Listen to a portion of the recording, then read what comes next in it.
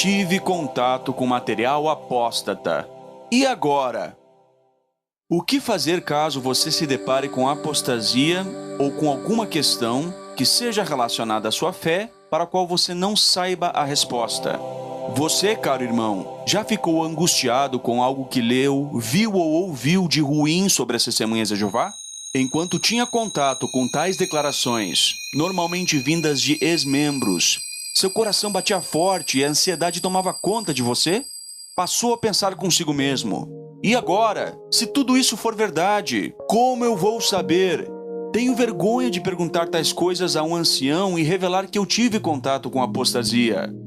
Fique calmo, você não é o único a passar por tudo isso.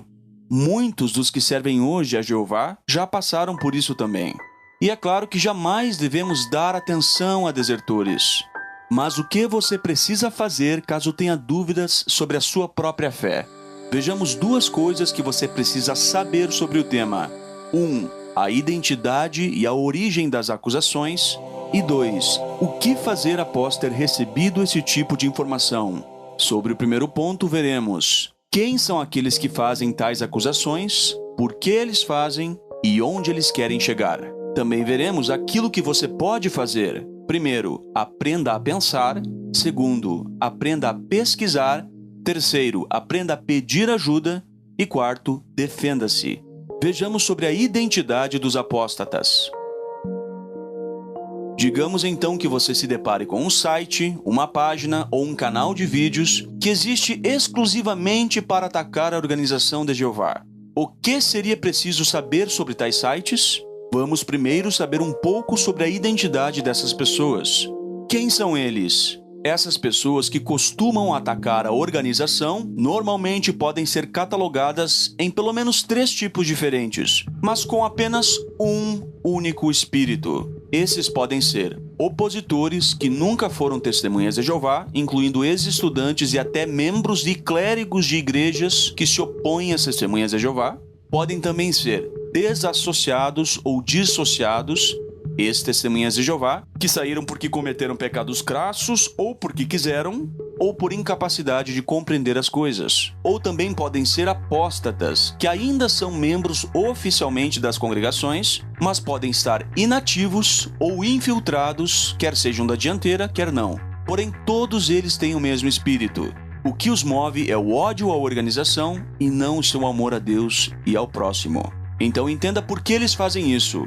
Os motivos podem ser variados, mas em resumo, é o seu descontentamento pessoal, talvez rixas carnais, orgulho, falta de fé e conhecimento também, um pecado grave que cometeram, necessidade de destaque, chamar atenção, vitimismo, enfim, em algum momento essas coisas levam, cada uma delas, a nutrir um ódio tão grande pela organização a qual antes pertenciam, que passaram a fazer de suas vidas uma espécie de causa anti-TJ, e então militam na internet, ruas, igrejas e outros, com um único objetivo: difamar as testemunhas de Jeová e a sua organização, desviando o foco das pessoas interessadas no ensino de Jeová. Então, qual é o objetivo delas? É enfraquecer a sua fé e confiança em Jeová e em sua organização, sejam os estudantes ou aqueles que estão se achegando à organização, e é nada além disso, pois eles não apresentam nenhum caminho novo melhor a seguir, apenas um caminho a parar de seguir.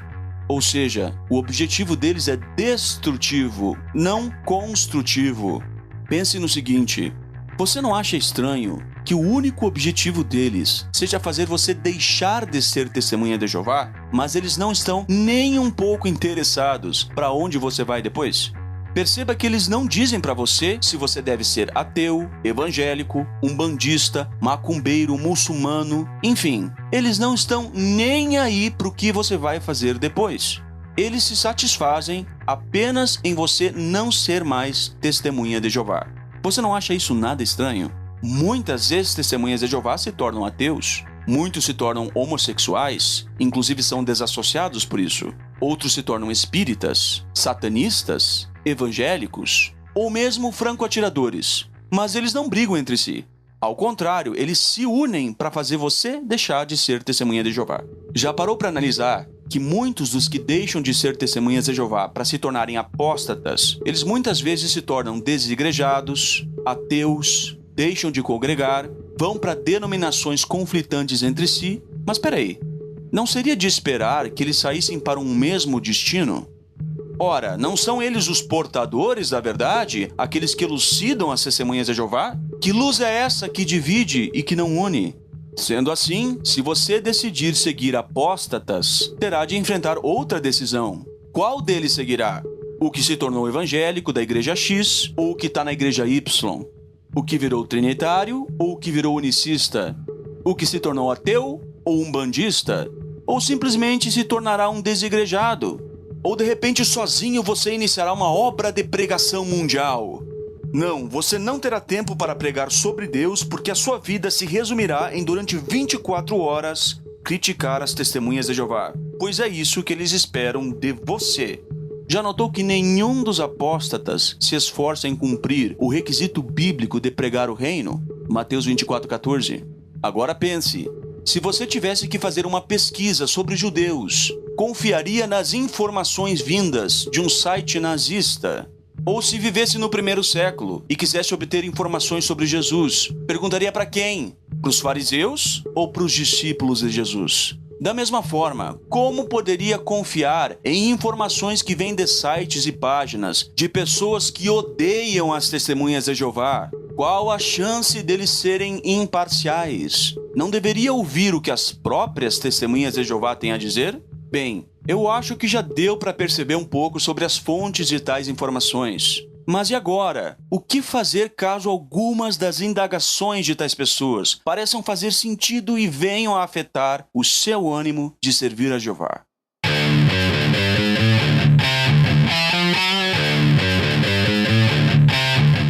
O que fazer? Passo 1. Aprenda a pensar. Trataremos aqui somente de assuntos que não constam em nossas publicações. Então digamos que alguém lhe questione algo mais ou menos assim. Você sabia que a organização Torre de Vigia manteve secretamente envolvimento com a ONU, que é a fera cor de escarlate, por 10 anos? Antes de ficar desesperado e chutar tudo pro alto, mantenha calma e reflita. Vamos aprender a pensar. Lembre-se, já sabemos de onde veio a informação. Então agora nós temos base suficiente para duvidar de como ela chega até nós. E aqui você está pensando. Então pergunte-se o seguinte: o que eu sei sobre isso? O que é a ONU? Como seria possível que uma organização religiosa mantivesse relações secretas com um órgão governamental?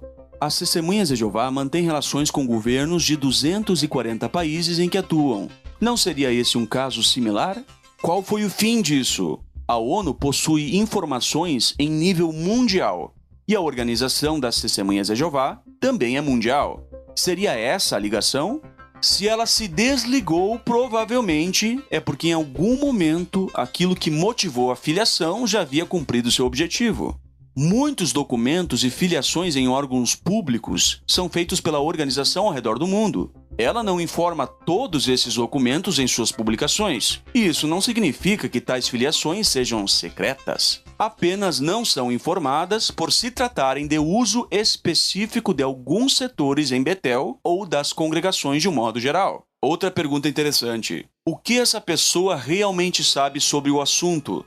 Será que ela estava lá? Será que ela conhece as pessoas que fizeram a filiação pessoalmente e sabe quais são as reais intenções das pessoas? Ou será que o argumento dela é puramente indutivo? Outro ponto: o que essa acusação vai interferir nas minhas crenças? Agora Jeová é uma trindade. Agora Jeová não é o nome de Deus. Já sei, o negócio da ONU faz com que o inferno seja real. Agora a alma se tornou imortal. Será mesmo? Outro exemplo: imagine que fosse a questão da pedofilia e da suposta permissividade no meio da congregação. Por exemplo, pense no seguinte: que contradições envolvem esta falaciosa indagação? Afinal, não são esses mesmos que reclamam da suposta pedofilia que existe na organização? Não são eles mesmos que gritam aos 4 ventos, que ficam choramingando por aí: Ai, porque as testemunhas de Jeová são duras demais com as pessoas que cometem pecados sexuais, expulsando das congregações. Ai, ostracismo! Ostracismo! E agora? Agora eles andam na contramão, dizendo que as testemunhas de Jeová são brandas demais? Que permitem pedofilia? Ué, afinal, as testemunhas de Jeová são restritivas ou são tolerantes? Não parecem acusações contraditórias? Afinal, eles querem brandura ou dureza? O que eles querem? Eles querem justiça ou apelo emocional? Estão eles preocupados com as vítimas de pedofilia ou eles estão preocupados em fazer com que você deixe de ser testemunha de Jeová? Responda. Pense um pouco. Eles não estão nem aí para a vítima de pedofilia. Eles não dão a mínima. Eles querem fazer com que você deixe de ser testemunha de Jeová. É claro que eu não vou citar aqui todas as contradições que os apóstatas fazem, porque senão eu ficaria falando aqui até a volta de Cristo. Mas enfim, vejamos algumas. Eles dizem assim, as testemunhas de Jeová são politeístas, porque traduziram, a palavra era um Deus. Isso é politeísmo. Mas eles também dizem, as testemunhas de Jeová negam a divindade de Cristo. Ora, se nós negamos a divindade de Cristo, então nós não somos politeístas. E se nós somos politeístas, nós não negamos a divindade de Cristo. Percebeu? São duas acusações, uma que contradiz a outra.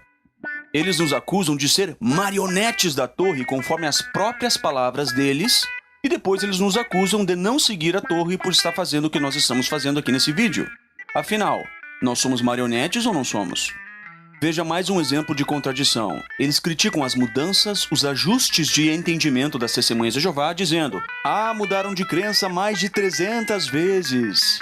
Só que se as testemunhas de Jeová têm uma crença antiga que ainda vigora até o momento, então eles choram também.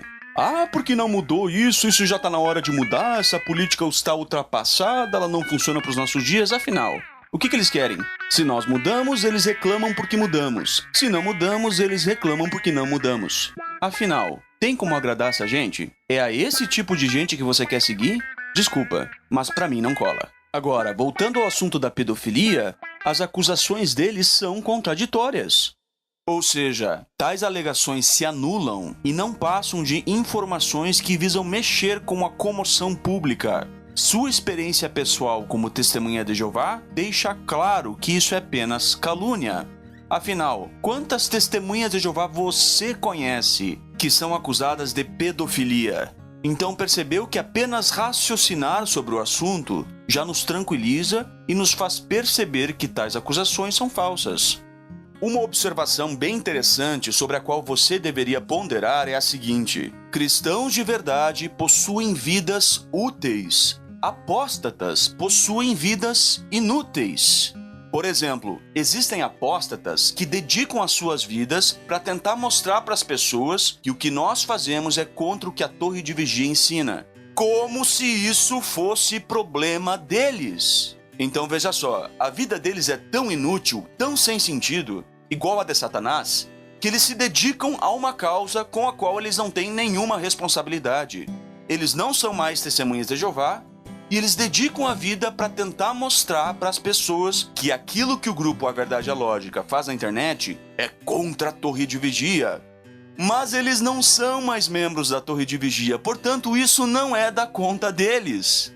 Só para ilustrar, imagine que você tem uma ex-namorada que fica ligando para os seus amigos, fazendo vídeo e colocando na internet, mostrando para os seus amigos, tentando convencer a todos os que te conhecem de que os seus pais não aprovam seu novo relacionamento romântico. Agora eu te pergunto, qual é o perfil psicológico dessa sua ex-namorada? Qualquer pessoa que tenha um pouco de conhecimento de vida saberá que essa ex-namorada sua é psicótica, neurótica, compulsiva, obsessiva, ciumenta, não aceitou o fim do relacionamento, não encontrou um outro amor na sua vida, mas está infeliz porque você está feliz com outra pessoa. Agora pense, não é exatamente esse o perfil de um apóstata? Veja só, ele não é mais membro da Torre de Vigia, mesmo assim ele liga para a Torre de Vigia a fim de tentar pegar uma informação que nos coloque contra ela. Peraí, mas o que ele tem que ver com isso? Ele não é mais membro da Torre de Vigia, ele nem consegue cuidar da vida dele. A vida dele é tão inútil que ele não consegue mais cuidar da sua própria vida. Então a vida dos outros é mais interessante. Agora eu te pergunto, verdadeiros cristãos possuem vidas úteis ou vidas inúteis? O que você acha? Quando um cristão sofre uma decepção, o que ele deve fazer? Viver de passado igual ao museu ou construir um futuro diferente? E não precisa nem ser cristão para isso, é só ser um bom ser humano. E aqui vem outra pergunta, será que eles são bons seres humanos? Imagine que você mora num país, numa localidade que foi devastada por um desastre natural. E você e várias pessoas perderam suas casas. Mas graças aos apóstatas que formaram um grupo de caridade para socorrer especialmente todos aqueles que abandonaram a organização das Testemunhas de Jeová, agora você tem ajuda humanitária. Então um apóstata que se tornou homossexual, outro que se tornou ateu, outro que se tornou evangélico, outro que se tornou satanista, outro que se tornou católico, enfim, vários outros de ideologias conflitantes. Todos eles amorosamente se unem e fazem um alto sacrifício para ajudar você a reconstruir a sua vida. Que legal, né? Pá! Isso não existe. Não, meu amigo, isso não vai acontecer. Sabe por quê? Porque a vida deles é inútil, não útil. Pense no seguinte, desde os tempos dos apóstolos já existiam apóstatas infiltrados no povo cristão. E hoje não é diferente. Mas agora eu lhe pergunto, o verdadeiro cristão é aquele que está infiltrado na religião falsa?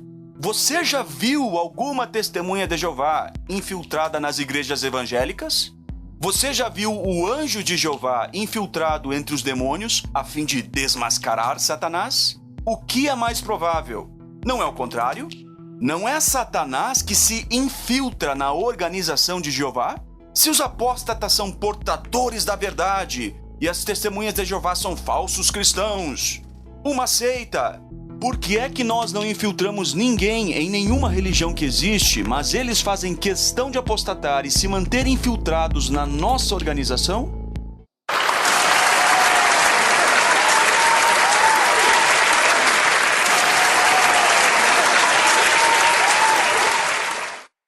Agora uma coisa muito importante. Saiba diferenciar a informação real da informação induzida.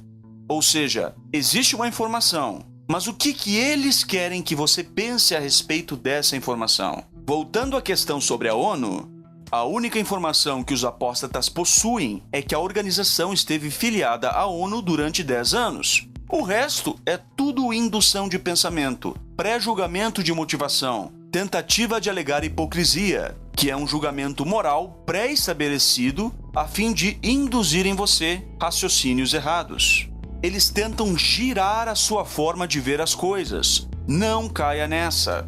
Mas e se mesmo assim você ainda não ficou convencido? Talvez seja a hora de fazer uma pesquisa. O passo 2. Aprenda a pesquisar. Você sabia que a maioria das acusações dos apóstatas relacionadas à organização já foram respondidas nas próprias publicações das Testemunhas de Jeová? Bem, se você tiver acesso ao CD-ROM, Watchtower Library, perceberá que principalmente entre os anos 60 e 70, as acusações comumente lançadas contra o povo de Jeová já tiveram sua resposta oficial publicada. Além disso, o livro Proclamadores e o livro O Reino de Deus Já Governa, que acabamos de estudar no estudo de livro, já deram respostas interessantes sobre como a organização se desenvolveu. Também muitas outras matérias no site, nas revistas, livros, periódicos, que podem ser encontrados no CD-ROM ou em alguma biblioteca pessoal, possuem respostas que foram dadas pela associação em algum momento a todas as acusações apóstatas. Ou seja, os apóstatas simplesmente vomitam por diversas vezes os mesmos argumentos e ataques de sempre. Às vezes apenas apresentam como se fosse algo novo. Nos próprios livros da associação, nós vemos como ela explica as mudanças que ocorreram no povo de Jeová, o que se pensava anteriormente, como se pensa agora, mas o que é que os apóstatas querem fazê-lo pensar? Eles querem fazer com que você pense que eles têm segredos que a associação não conta para você. Mentira! Todas as mudanças que tivemos nos nossos ensinos estão presentes nas nossas próprias publicações. Mas eles não dizem isso. Eles fazem você pensar que eles têm um segredo que está guardado a 7 chaves e que eles são os portadores e iluminadores das verdades. Sendo assim, você não precisa se surpreender caso alguém um dia lhe mostre um livro contendo mais de 500 mudanças de entendimento feita pela Associação Torre de Vigia. Até porque o antídoto pode ser que venha junto com a acusação, pois certamente eles lhe mostrarão essas coisas nas próprias publicações da organização. Ou seja, não é algo oculto, nem secreto, está lá para quem quiser ver.